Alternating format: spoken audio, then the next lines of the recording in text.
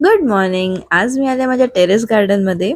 पाऊस पण जरा थांबलाय तर म्हटलं चला बघूयात आपल्याला कुठल्या भाज्या मिळतात.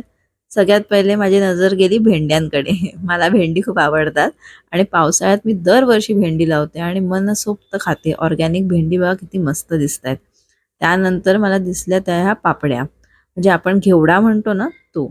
आणि काय व्हायचं ना, दरवर्षी मी जो घेवडा लावायचे तो असा ना म्हणजे 4-5 फूट तेवढंच त्याचं झाड वाढायचं. पण ह्यावेळेस त्याचा मस्त वेल झालाय.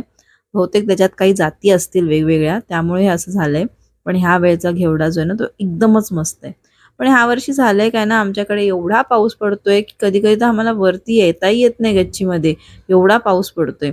आणि मग त्यामुळे काय होतं, थोडंसं आपल्याला गार्डन मेंटेन नाही करता येत किंवा खतं नीट वेळेवर घालता नाही येत. पण ठीक आहे, पावसाच्या पाण्यात पण खूप छान झाडं वाढतात आणि छान आपल्याला भाज्या मिळतात. त्यामुळे बघा किती मस्त भाज्या मिळतात. आणि ही जी मिरची आहे ना ती तर मी मागच्या वर्षी लावलेली आहे.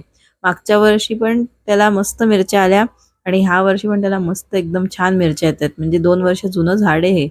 आणि केवढ्या मिरच्या मिळाल्या बघा. थोड्याशा लाल झाल्यात पण मला लाल मिरच्या पण आवडतात. मग एक काकडी मिळालेली, मी ती पण काढून घेतली आणि अजून मला घेवडा मिळाला आणि हे बघा केवढा घेवडा मिळालाय. भरपूर घेवडा झालाय. आता चला ह्या सगळ्या भाज्या मी घेऊन जाते. भेटूयात नेक्स्ट व्हिडिओ.